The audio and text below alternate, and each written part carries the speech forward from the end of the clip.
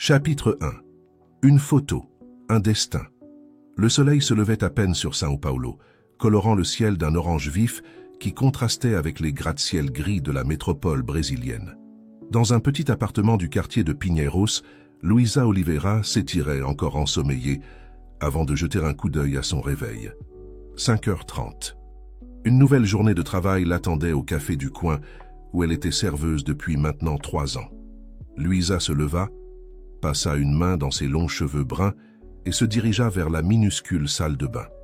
En se regardant dans le miroir, elle ne put s'empêcher de soupirer. À 25 ans, elle avait l'impression que sa vie était dans une impasse. Certes, elle gagnait suffisamment pour subvenir à ses besoins, mais ses rêves semblaient toujours hors de portée. Elle qui avait tant espéré devenir journaliste, la voilà coincée à servir des cafés et des pão de queijo toute la journée.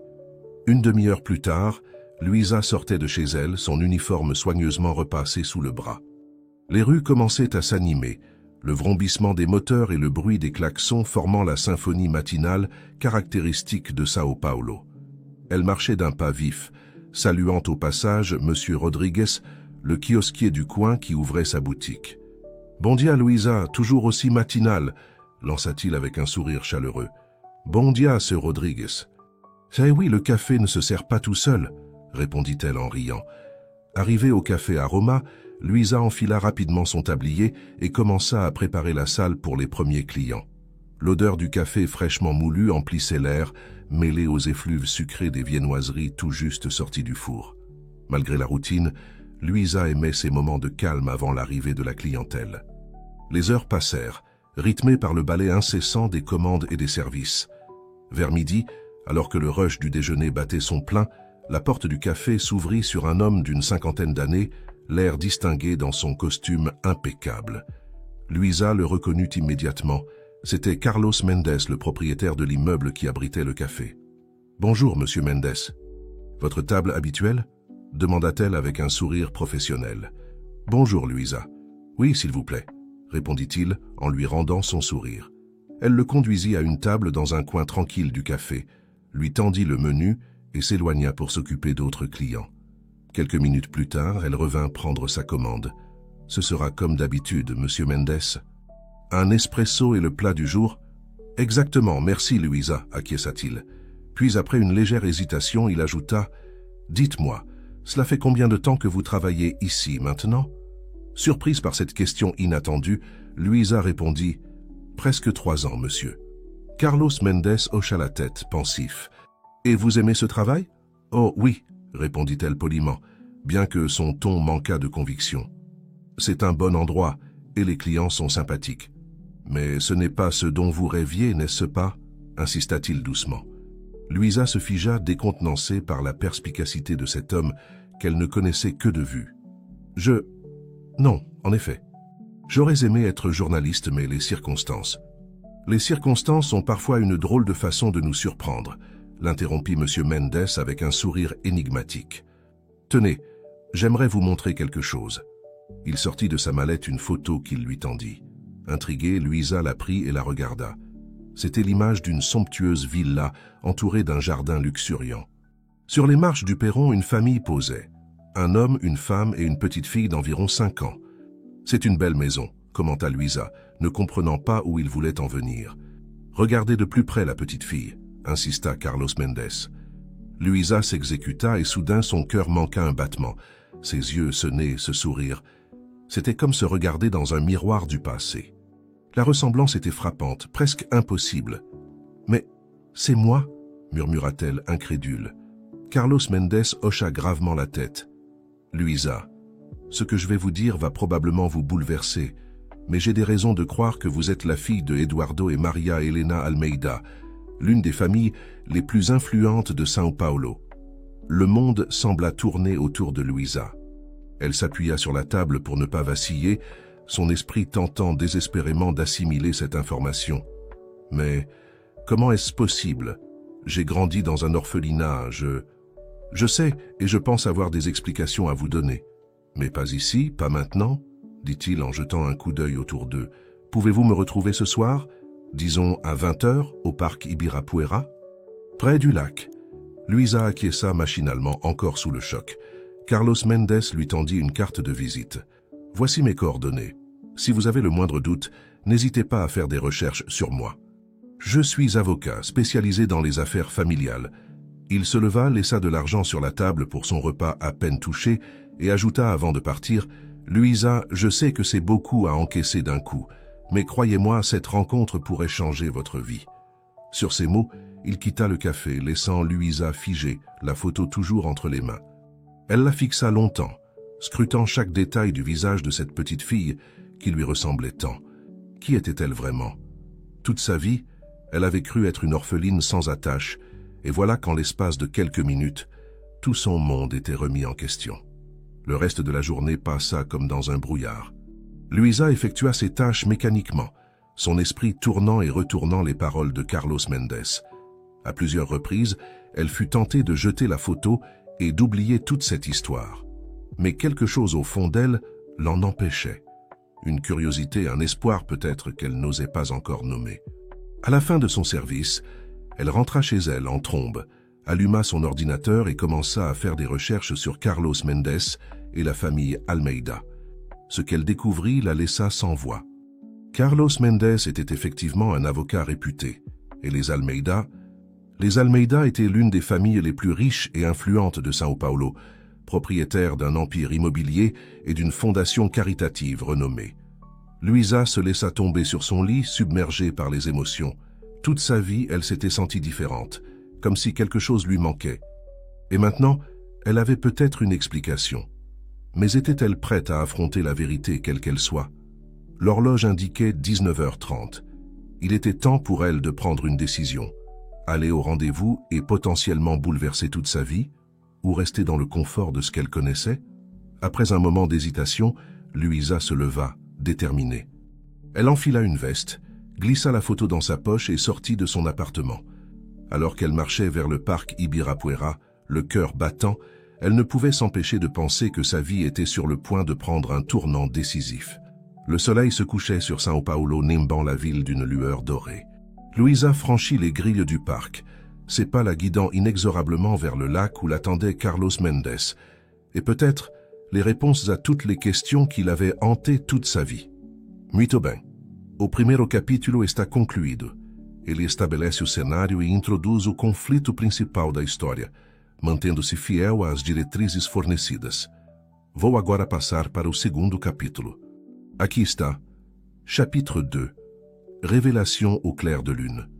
Le parc Ibirapuera, poumon vert au cœur de São Paulo, était baigné par la douce lumière du crépuscule. Louisa avançait d'un pas hésitant sur les allées bordées d'arbres centenaires, son cœur battant la chamade à mesure qu'elle approchait du lac.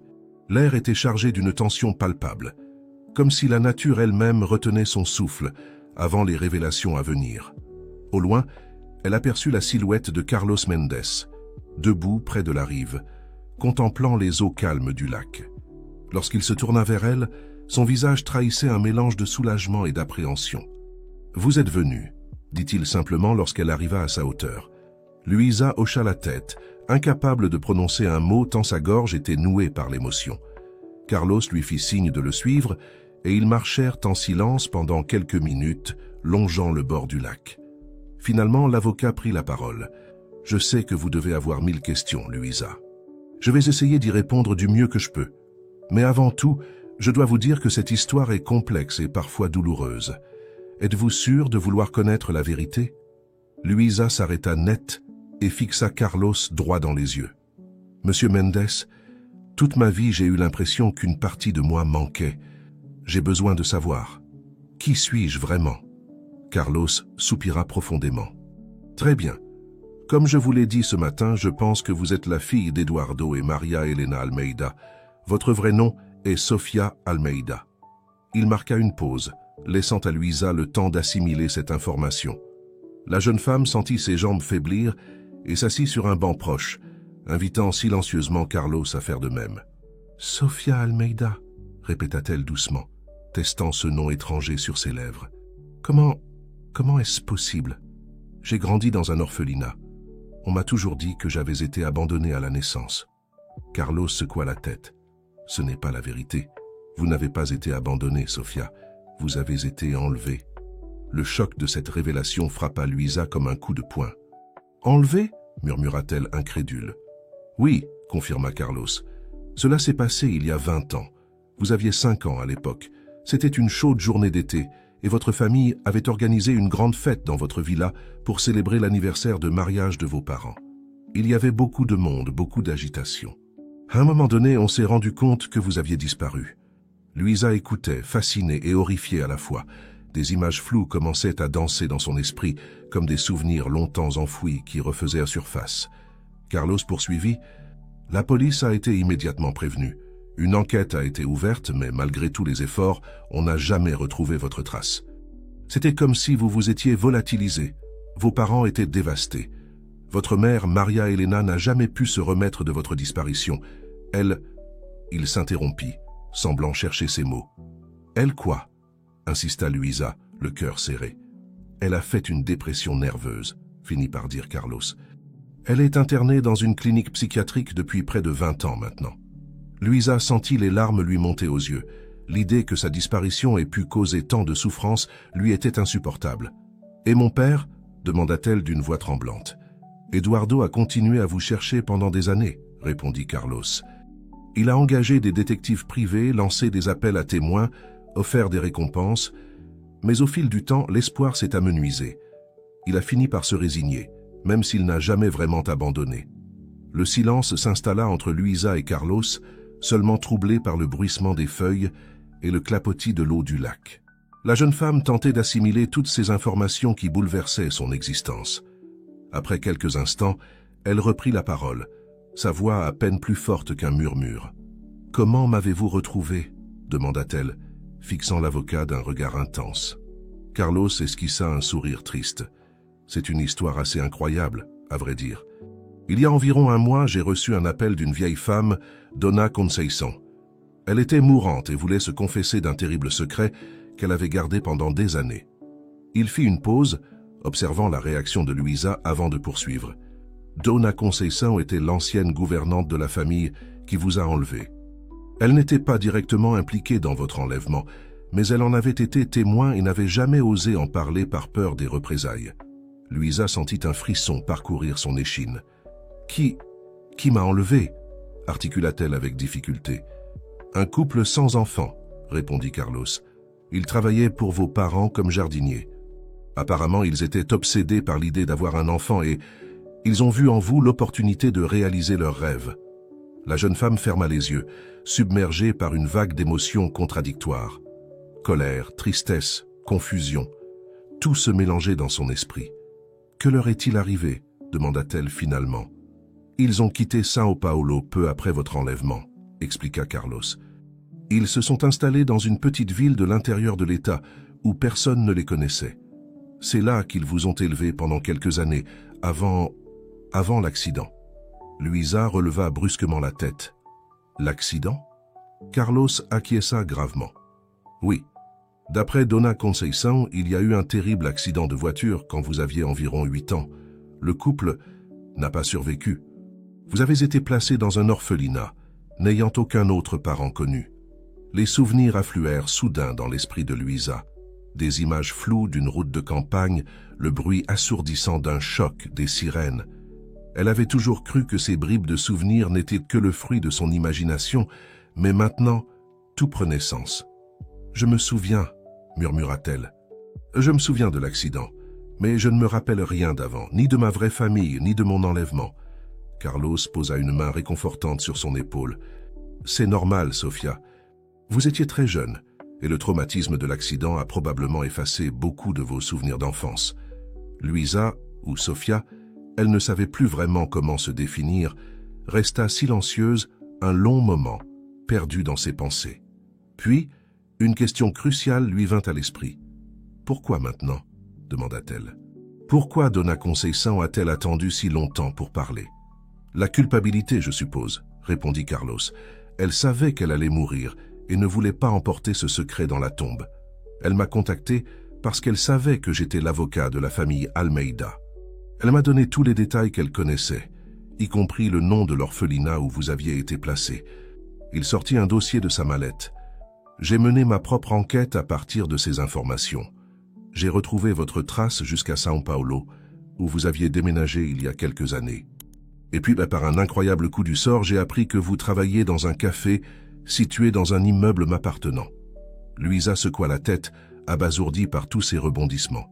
« C'est tellement surréaliste, » dit-elle. « J'ai du mal à croire que tout cela est réel. »« Je comprends, » dit doucement Carlos. « C'est beaucoup à assimiler d'un coup. »« Mais Sofia, Luisa, vous n'êtes pas obligée de faire face à tout cela seule. Votre père Eduardo aimerait vous rencontrer. Il est prêt à faire un test ADN pour confirmer votre identité, si vous le souhaitez. » La jeune femme sentit son cœur s'emballer à cette idée. Rencontrer son vrai père, c'était à la fois excitant et terrifiant. « Et ma mère ?» demanda-t-elle d'une voix tremblante. Le visage de Carlos s'assombrit. « Maria Elena est toujours en clinique.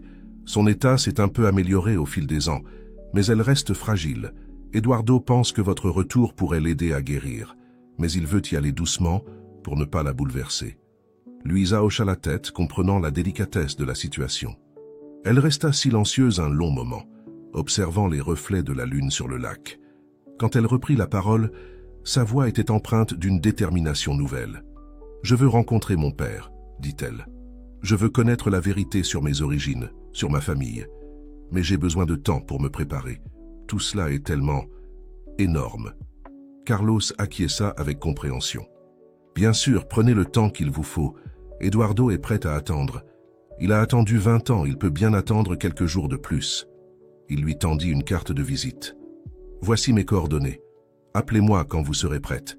Et si vous avez besoin de quoi que ce soit entre-temps, n'hésitez pas à me contacter. » Luisa prit la carte, la serrant comme si c'était un trésor inestimable. « Merci, Monsieur Mendes, pour tout. » Alors qu'il se levait pour se séparer, Carlos ajouta « Il y a une dernière chose que vous devriez savoir, Sofia. Votre disparition n'a pas seulement affecté vos parents.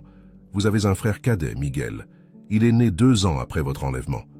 Eduardo et Maria Elena espéraient que sa naissance les aiderait à surmonter votre perte. » Cette révélation frappa Luisa de plein fouet.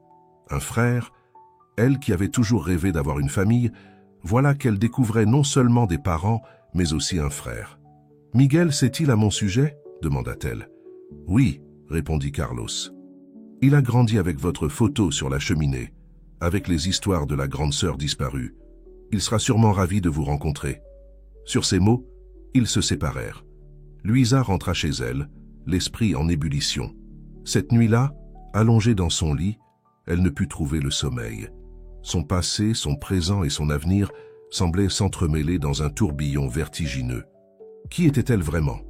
Luisa Oliveira, la serveuse orpheline, ou Sofia Almeida, l'héritière disparue?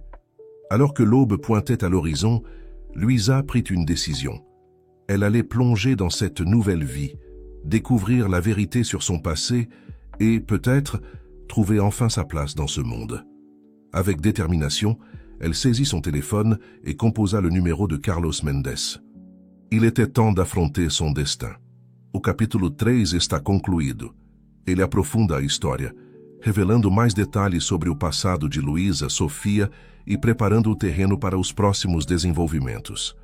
Vou agora passar para o capítulo 4. Aqui está. Chapitre 4. Rencontre et découverte. Le cœur de Luisa battait la chamade alors qu'elle se tenait devant l'imposante grille du manoir Almeida. La demeure nichée dans le quartier huppé du Morumbi était encore plus impressionnante que sur la photo qu'elle avait vue.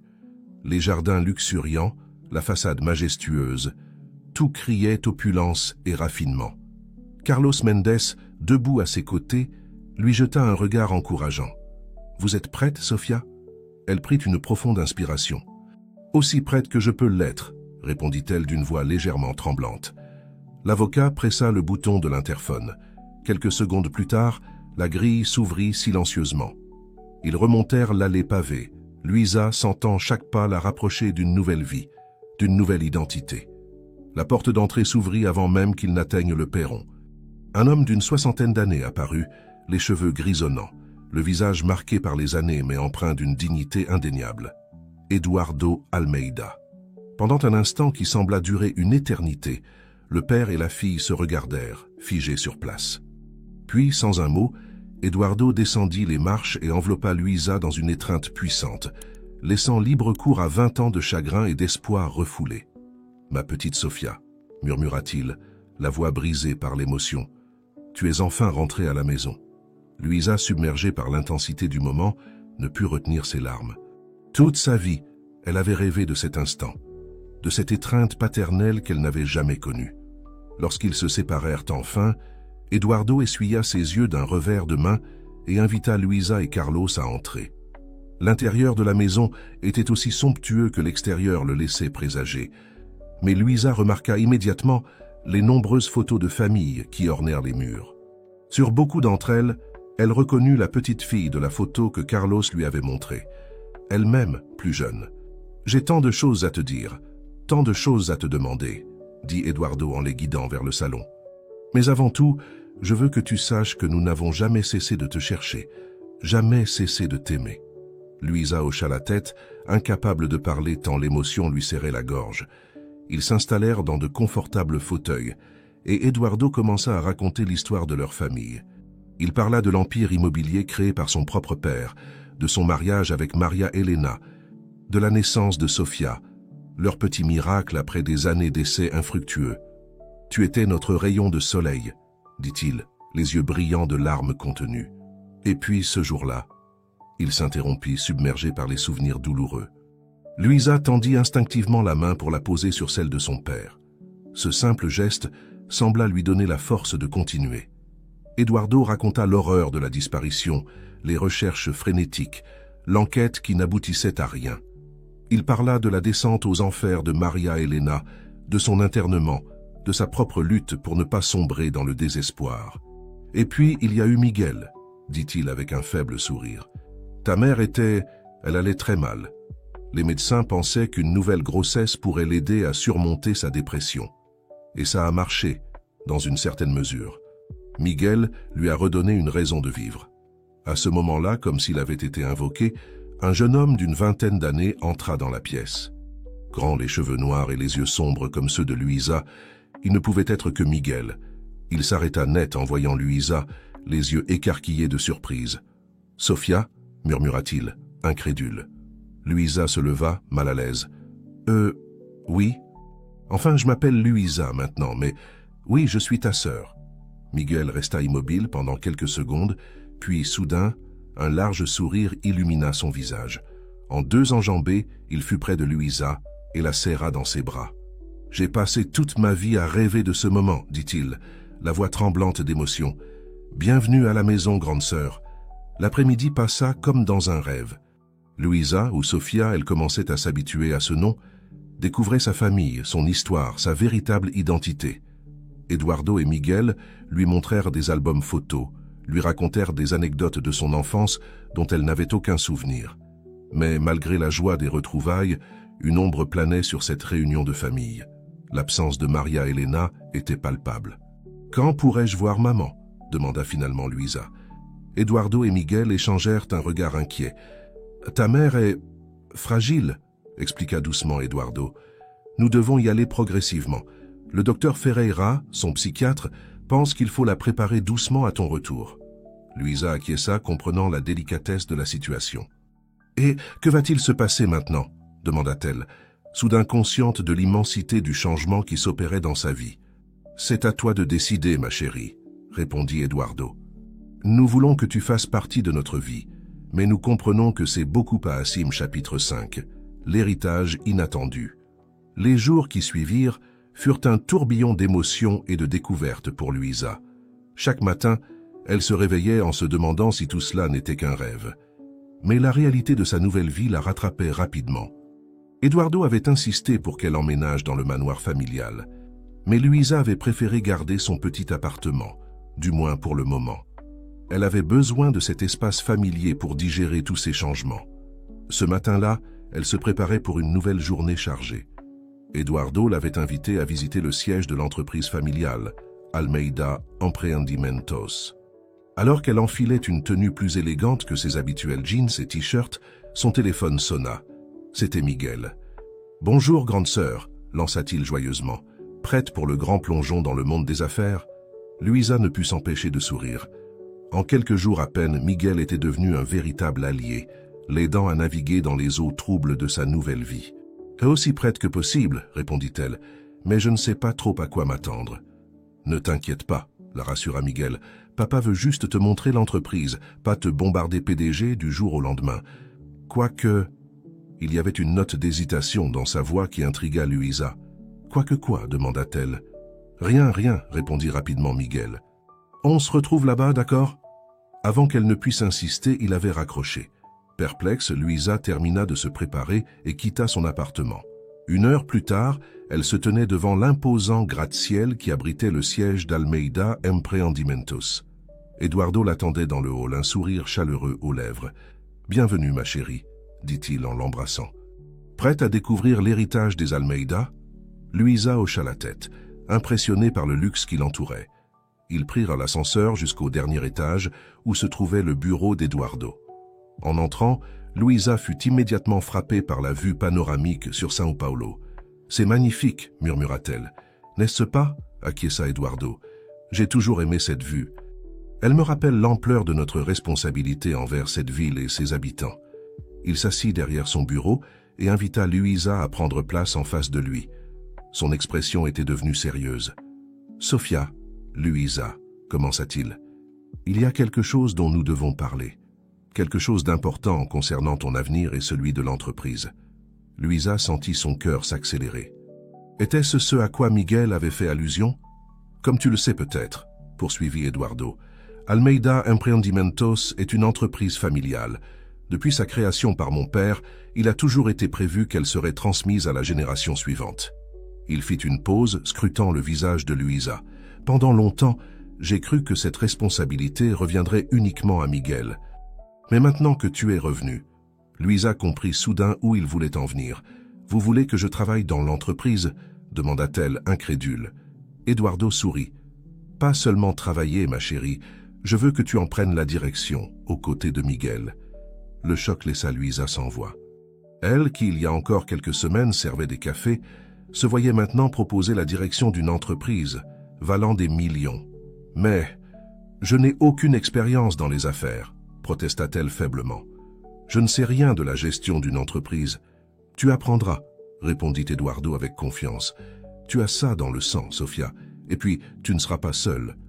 Miguel sera là pour t'épauler, et je resterai en tant que conseiller aussi longtemps que nécessaire. » Luisa secoua la tête, submergée. « C'est trop. Je ne peux pas accepter. » Eduardo se leva et vint s'asseoir à côté d'elle, prenant ses mains dans les siennes. « Écoute-moi, ma chérie, je sais que c'est beaucoup à assimiler. Mais j'ai vu comment tu t'es adaptée ces derniers jours, comment tu as fait face à tous ces changements avec courage et détermination. Tu as les qualités d'un leader, Sofia, et plus important encore, tu as un cœur généreux. » Il désigna d'un geste la vue sur la ville. « Cette entreprise n'est pas qu'une machine à faire de l'argent, c'est un moyen de faire une différence dans la vie des gens. Avec toi et Miguel à sa tête, je sais qu'elle sera entre de bonnes mains. » Luisa resta silencieuse un long moment, essayant de digérer tout cela. Finalement, elle demanda « Et si je refuse ?»« Alors nous respecterons ta décision, » répondit Eduardo sans hésiter. « Tu es ma fille, Sofia, pas une obligation contractuelle. Ton bonheur passe avant tout. » Ces mots touchèrent Luisa plus qu'elle ne l'aurait cru possible. Pour la première fois depuis qu'elle avait découvert sa véritable identité, elle sentit qu'elle avait vraiment sa place dans cette famille. « J'ai besoin de temps pour réfléchir, » dit-elle finalement. Eduardo acquiesça compréhensif. « Bien sûr, prends tout le temps nécessaire. En attendant, que dirais-tu d'une visite guidée de l'entreprise ?» Luisa accepta avec gratitude cette diversion. Alors qu'ils quittèrent le bureau, elle aperçut Miguel qui les attendait dans le couloir, un sourire encourageant aux lèvres. La journée passa en un éclair, remplie de présentations, de réunions et de discussions passionnantes. Luisa découvrit un monde qu'elle n'avait jamais imaginé, un monde de possibilités infinies. Le soir venu, alors qu'elle rentrait chez elle, Luisa sentit qu'un changement s'était opéré en elle. L'idée de diriger l'entreprise familiale, qui lui avait semblé si absurde le matin même, commençait à prendre racine dans son esprit. Peut-être, se dit-elle, peut-être que c'était là sa véritable vocation. Peut-être que c'était l'opportunité qu'elle avait toujours attendue de faire une réelle différence dans le monde. Avec un sourire déterminé, Luisa réalisa qu'elle avait pris sa décision. Demain, elle dirait oui à Eduardo. Demain, elle embrasserait pleinement son destin en tant que Sofia Almeida. Mais pour l'instant, une autre tâche l'attendait. Une tâche plus personnelle, plus émotionnelle. Sur sa table de chevet, une photo de Maria Helena la regardait. Il était temps de se préparer à rencontrer sa mère. O capítulo 5 está concluído. Ele desenvolve a trama, introduzindo novos desafios e oportunidades para Luísa Sofia, mantendo-se fiel às diretrizes fornecidas. Vou agora passar para o capítulo 6. Aqui está. Chapitre 6. Les échos du passé. Le soleil se levait à peine sur São Paulo lorsque Luísa franchit les portes de la clinique Sainte-Marie. L'établissement, niché dans un quartier tranquille de la ville, ressemblait plus à un spa luxueux qu'à un hôpital psychiatrique. Mais Luísa savait que derrière cette façade apaisante se cachaient des années de souffrance et d'espoir brisés. Eduardo l'attendait dans le hall d'entrée, l'air à la fois anxieux et plein d'espoir. À ses côtés se tenait un homme d'une 50aine d'années, aux cheveux poivre et sel et au regard bienveillant. « Bonjour, ma chérie, » dit Eduardo en embrassant Luísa. « Je te présente le docteur Ferreira, le psychiatre qui s'occupe de ta mère depuis toutes ces années. » Le docteur. Ferreira serra la main de Luísa avec un sourire chaleureux. « C'est un plaisir de vous rencontrer enfin, mademoiselle Almeida. Votre retour est un véritable miracle. » Luísa hocha la tête, la gorge serrée par l'émotion. « Comment va-t-elle » demanda-t-elle d'une voix tremblante. Le docteur Ferreira échangea un regard avec Eduardo avant de répondre. « L'état de Maria Helena s'est considérablement amélioré ces dernières années, mais elle reste fragile. Nous l'avons préparée à votre visite, mais je dois vous avertir, sa réaction pourrait être imprévisible. »« Que voulez-vous dire » demanda Luísa, inquiète. « Votre mère a vécu dans le déni de votre disparition pendant de nombreuses années, » expliqua doucement le médecin. C'était sa façon de se protéger de la douleur. Même si nous lui avons parlé de votre retour, une partie d'elle pourrait encore avoir du mal à l'accepter. Luísa sentit son cœur se serrer. L'idée que sa propre mère puisse ne pas la reconnaître lui était insupportable. Mais elle était déterminée à aller jusqu'au bout. « Je comprends, » dit-elle. « Je suis prête. » Le docteur. Ferreira acquiesça et les guida à travers les couloirs de la clinique. Ils s'arrêtèrent devant une porte blanche, semblable à toutes les autres. « Elle vous attend, » dit le médecin. « Prenez votre temps. » Avec un dernier regard encourageant à son père, Luísa prit une profonde inspiration et poussa la porte. La pièce était lumineuse, décorée avec goût dans des tons pastels. Assise dans un fauteuil près de la fenêtre, une femme aux cheveux gris regardait dehors. Quand elle se tourna vers la porte, Luísa eut le souffle coupé. Malgré les années et les épreuves, Maria Helena Almeida restait d'une beauté frappante. Pendant un long moment, mère et fille se regardèrent en silence. Puis, lentement, Maria Helena se leva, ses yeux ne quittant pas le visage de Luísa. « Sofia » murmura-t-elle, sa voix à peine plus forte qu'un souffle. Luísa sentit les larmes lui monter aux yeux. « Oui, maman, c'est moi, je suis rentrée. » Maria Helena fit un pas hésitant vers elle, puis un autre. Soudain, avec un sanglot déchirant, elle se précipita dans les bras de sa fille. Luísa la serra fort, laissant enfin libre cours à ses propres larmes. « Ma petite fille » répétait Maria Helena entre deux sanglots. « Ma petite Sofia, tu es revenue, tu es vraiment revenue. » Elles restèrent ainsi enlacées pendant ce qui sembla une éternité, rattrapant 20 ans de câlins manqués. Finalement, Maria Helena s'écarta légèrement, prenant le visage de Luísa entre ses mains. « Laisse-moi te regarder, » dit-elle doucement. « Tu es devenue si belle. »« Si forte !» Luísa sourit à travers ses larmes. « J'ai tellement de choses à te raconter, maman. » Elles s'assirent côte à côte sur le petit canapé, leurs mains toujours entrelacées. Luísa commença à parler, racontant son enfance à l'orphelinat, ses années de travail comme serveuse, sa rencontre avec Carlos Mendes et la découverte de sa véritable identité. Maria Helena écoutait attentivement, ses yeux ne quittant jamais le visage de sa fille.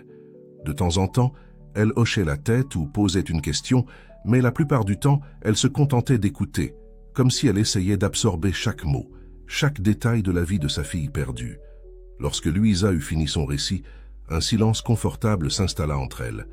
Maria Helena caressa doucement les cheveux de sa fille, un geste si naturel et pourtant si nouveau pour toutes les deux. « Je suis tellement désolée, Sofia, dit-elle finalement. J'aurais dû être là pour toi. J'aurais dû être plus forte. » Luisa secoua la tête. « Ce n'est pas ta faute, maman. Rien de tout cela n'est ta faute. » Maria Elena sourit tristement. « J'ai passé tellement d'années ici, perdue dans mon chagrin. J'ai raté tellement de choses. La vie de ton frère, ton retour, mais tu es là maintenant, » dit Luisa avec ferveur. « Et nous avons toute la vie devant nous pour rattraper le temps perdu. » Le visage de Maria Elena s'illumina d'un espoir nouveau. « Tu as raison. Nous avons l'avenir. » Elle hésita un instant avant d'ajouter « Penses-tu que je pourrais rentrer à la maison bientôt ?» Luisa sentit son cœur se gonfler de joie. « Bien sûr, maman. Nous allons travailler avec le docteur Ferreira pour que ça arrive le plus vite possible. » À ce moment-là, on frappa doucement à la porte. Eduardo et le docteur. Ferreira entrèrent, leur visage s'illuminant en voyant la scène devant eux. « Comment ça se passe ici ?» demanda le médecin avec un sourire. Maria Elena se tourna vers lui, une détermination nouvelle dans les yeux.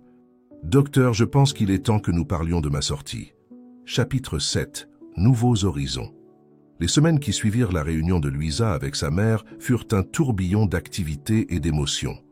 La jeune femme jonglait entre ses visites quotidiennes à la clinique, ses séances d'apprentissage intensif sur la gestion d'entreprise avec Eduardo et Miguel et ses propres moments de réflexion sur sa nouvelle vie.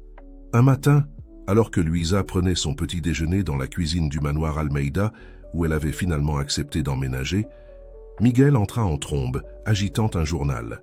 « Tu as vu ça ?» s'exclama-t-il, posant le journal devant elle.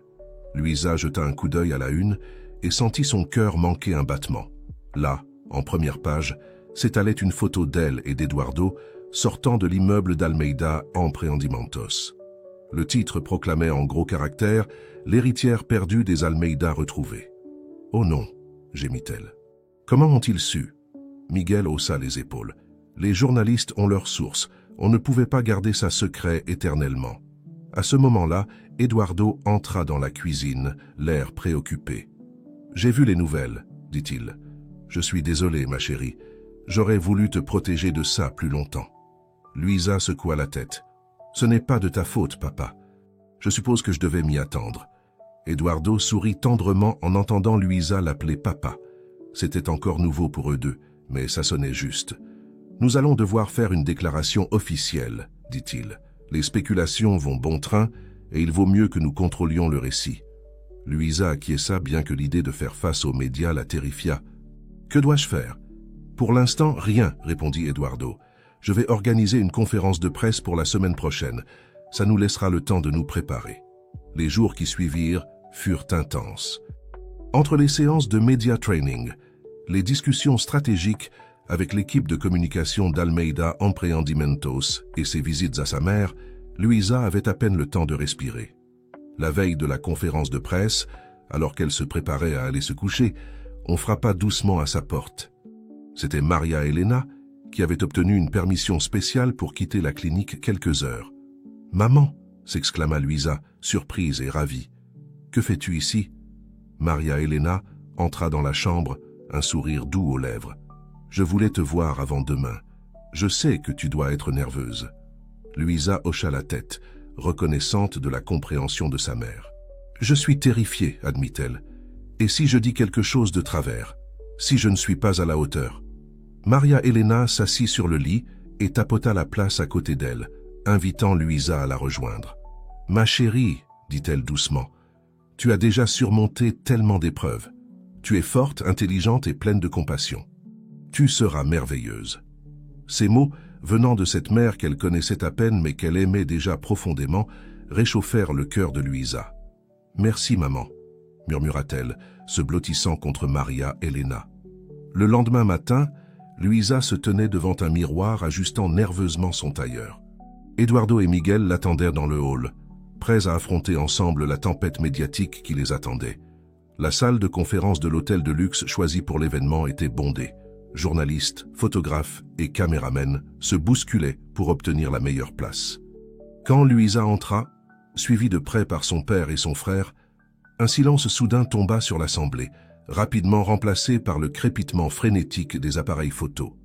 Eduardo prit la parole en premier, racontant brièvement l'histoire de la disparition de Sofia et de son retour miraculeux. Puis il se tourna vers Louisa, lui cédant la place au pupitre. Pendant un instant terrifiant, Louisa crut qu'elle allait s'évanouir. Mais alors qu'elle s'avançait, elle croisa le regard de Miguel qui lui souriait avec encouragement.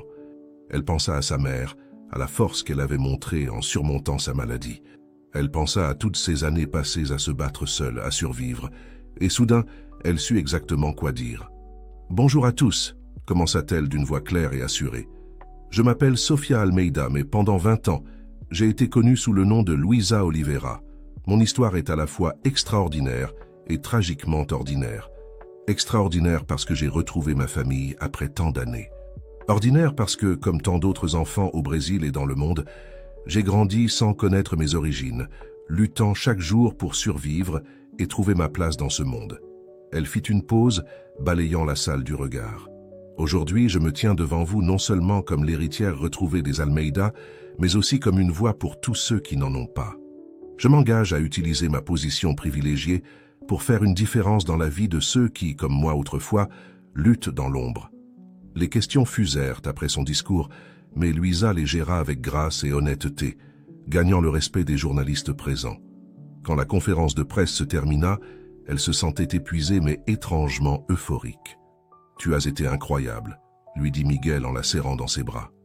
Eduardo, les yeux brillants de fierté, acquiesça. « Tu as fait bien plus que simplement gérer la situation.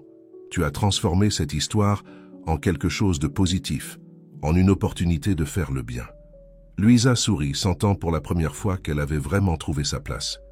Elle n'était plus seulement Luisa la serveuse, ni même Sofia l'héritière perdue. Elle était les deux à la fois, et tellement plus encore. Alors qu'ils quittèrent l'hôtel, Luisa aperçut une foule de journalistes et de curieux qui les attendaient. Mais cette fois, elle n'avait plus peur. Elle était prête à affronter ce nouveau chapitre de sa vie, avec sa famille à ses côtés et un but clair en tête. L'avenir s'annonçait plein de défis, mais aussi plein de promesses. Et Luisa, Sofia, était déterminée à saisir chaque opportunité pour faire une différence dans le monde. O capítulo 7 está concluído. Ele desenvolve a trama, mostrando como Luisa Sofia enfrenta os desafios de sua nova vida pública, mantendo-se fiel às diretrizes fornecidas. Vou agora passar para o capítulo 8. Aqui está. Chapitre 8. L'héritage du cœur. Les mois qui suivirent la conférence de presse furent une période de transformation pour Luisa, ou Sofia, comme elle commençait à s'habituer à être appelée. Sa vie avait pris un tournant qu'elle n'aurait jamais pu imaginer, la propulsant des cuisines d'un café modeste aux salles de réunion feutrées d'Almeida Empreendimentos. Chaque jour apportait son lot de nouveaux défis. Sofia jonglait entre ses responsabilités croissantes au sein de l'entreprise familiale, ses visites régulières à sa mère à la clinique et ses efforts pour maintenir une certaine normalité dans sa vie. Ce n'était pas toujours facile, mais elle était déterminée à réussir. Un matin, alors qu'elle se préparait pour une réunion importante, son téléphone sonna. C'était Miguel. « Sofia, tu devrais venir tout de suite à la clinique, » dit-il, sa voix trahissant une excitation à peine contenue. « Maman a une surprise pour nous. » Intriguée et légèrement inquiète, Sofia se précipita à la clinique.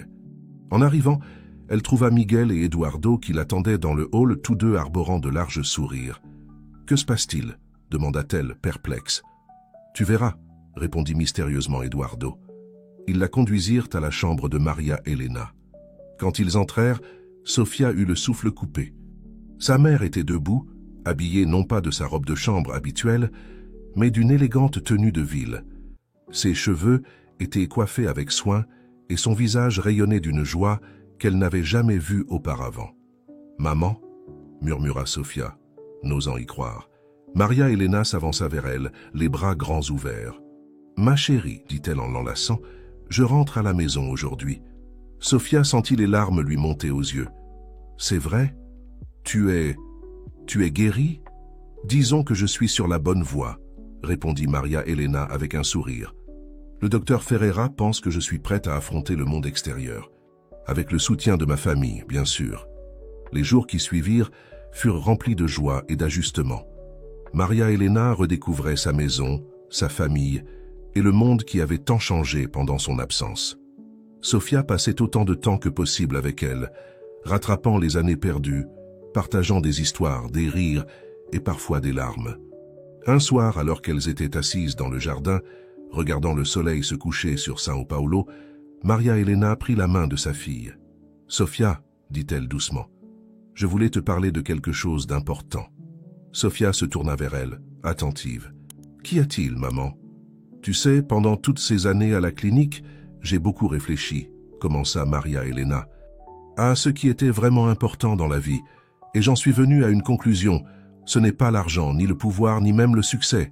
C'est l'amour, la compassion, la capacité à faire une différence dans la vie des autres. Sofia hocha la tête, touchée par les paroles de sa mère. « J'ai une proposition à te faire, » poursuivit Maria Helena. « Que dirais-tu si nous utilisions une partie de la fortune familiale pour créer une fondation?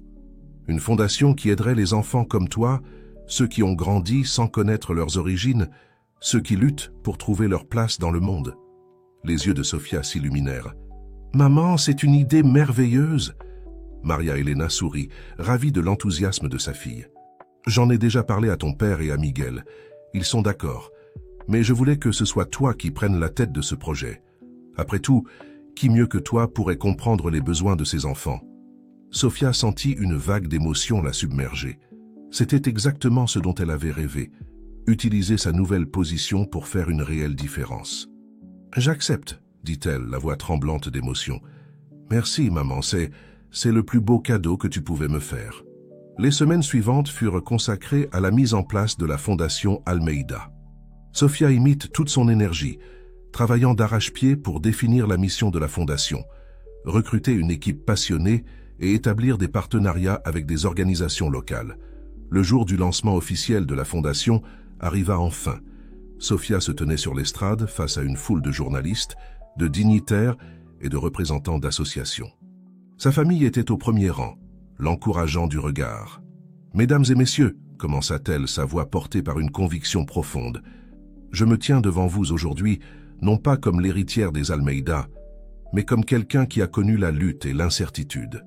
La Fondation Almeida a pour mission de tendre la main à ceux qui, comme moi autrefois, cherchent leur place dans ce monde. Nous voulons offrir non seulement un soutien matériel, mais aussi l'espoir et la certitude qu'une vie meilleure est possible. » Alors qu'elle poursuivait son discours, détaillant les programmes de la Fondation, bourse d'études, soutien psychologique, formation professionnelle, Sofia sentit qu'elle avait enfin trouvé sa véritable vocation. Ce n'était pas seulement l'héritage de son nom qu'elle embrassait, mais l'héritage de son cœur, forgé par ses expériences et son désir de faire le bien.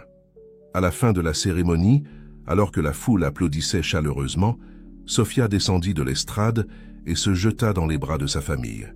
Eduardo, Maria Helena et Miguel l'entourèrent, formant un cercle d'amour et de soutien.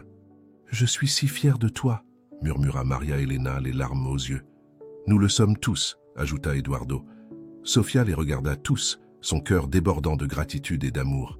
Elle avait parcouru un long chemin depuis cette journée où une simple photo avait bouleversé sa vie.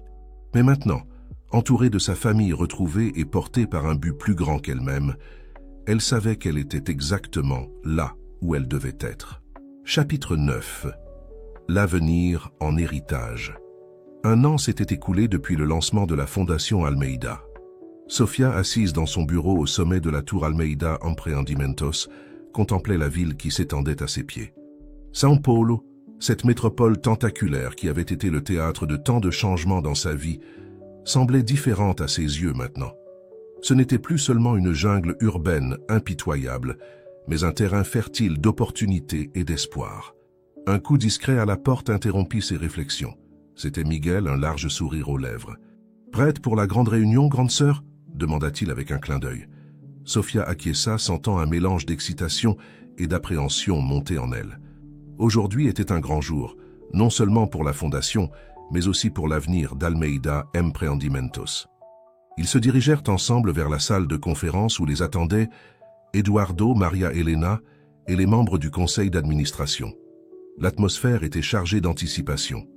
Eduardo se leva à leur entrée, son visage rayonnant de fierté. « Mes enfants, » dit-il en les embrassant, « c'est un grand jour pour notre famille et notre entreprise. » Sofia prit place à côté de sa mère, qui lui serra affectueusement la main. Au cours de l'année écoulée, leur relation n'avait cessé de se renforcer, chacune trouvant en l'autre une force et un soutien inestimables. « Mesdames et messieurs », commença Eduardo s'adressant au conseil, « comme vous le savez, il y a un an, nous avons lancé la Fondation Almeida sous la direction de ma fille, Sofia. Aujourd'hui, je suis heureux de vous annoncer que la Fondation a dépassé toutes nos attentes. » Il fit signe à Sofia de prendre la parole. Elle se leva, son cœur battant fort, mais sa voix assurée. « Au cours de cette première année, dit-elle, la Fondation Almeida a aidé plus de 5000 enfants et jeunes adultes à travers le Brésil.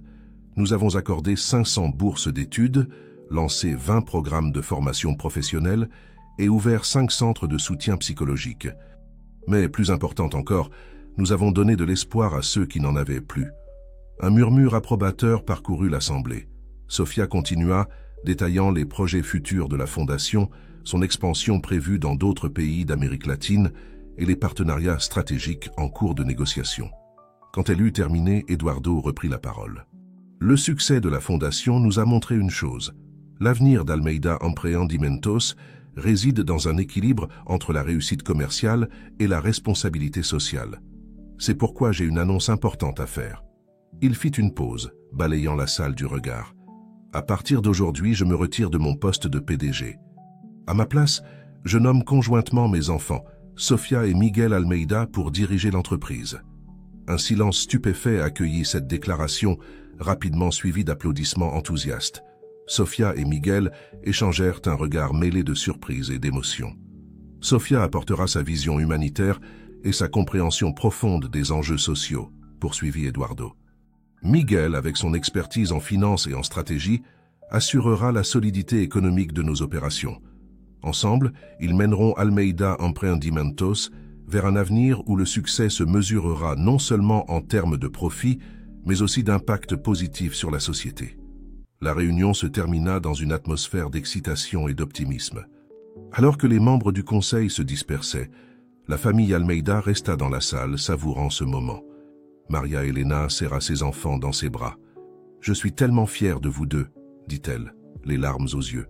« Vous êtes l'avenir que nous avons toujours espéré pour cette famille. » Eduardo acquiesça ému. « Vous avez déjà accompli tant de choses. Je sais que vous mènerez cette entreprise vers de nouveaux sommets. » Sofia regarda sa famille, son cœur débordant de gratitude et d'amour. « Tout cela, c'est grâce à vous, » dit-elle doucement. « Vous m'avez donné une seconde chance. Une nouvelle vie. Je promets de faire honneur à cet héritage. » Plus tard ce soir-là, alors que le soleil se couchait sur São Paulo, Sofia se tenait sur le balcon de l'appartement familial. Miguel la rejoignit, lui tendant un verre de champagne. « À nous, » dit-il en levant son verre. « Les nouveaux capitaines du navire Almeida. » Sofia sourit, trinquant avec son frère. « À notre famille, » ajouta-t-elle, « et à tous ceux que nous pourrons aider. » Alors qu'ils contemplaient la ville scintillante devant eux, Sofia sentit une paix profonde l'envahir. Sa vie avait pris un tournant qu'elle n'aurait jamais pu imaginer ce jour où elle avait découvert cette vieille photo. Elle avait retrouvé sa famille, son identité et, plus important encore, elle avait trouvé un but. L'avenir s'annonçait plein de défis, mais aussi de possibilités infinies. Sofia Almeida, autrefois Luisa Oliveira, était prête à les affronter, forte de l'amour de sa famille et de la conviction qu'elle pouvait faire une réelle différence dans le monde. Comme le soleil disparaissait à l'horizon, colorant le ciel de teintes dorées et pourpres, Sofia réalisa que ce n'était pas une fin, mais un nouveau commencement. L'héritage qu'elle avait reçu n'était pas seulement un nom ou une fortune, mais une responsabilité envers les autres, une chance de transformer des vies comme la sienne avait été transformée. Et tandis que les premières étoiles apparaissaient dans le ciel de São Paulo, Sofia fit une promesse silencieuse. Une promesse de toujours se souvenir d'où elle venait, de qui elle était et de l'impact qu'elle pouvait avoir sur le monde. Car après tout, le véritable héritage n'est pas ce que l'on reçoit, mais ce que l'on laisse derrière soi. Dans la douce brise du soir, entourée de l'amour de sa famille et portée par la promesse d'un avenir meilleur pour tous, Sofia Almeida sourit. Son voyage ne faisait que commencer.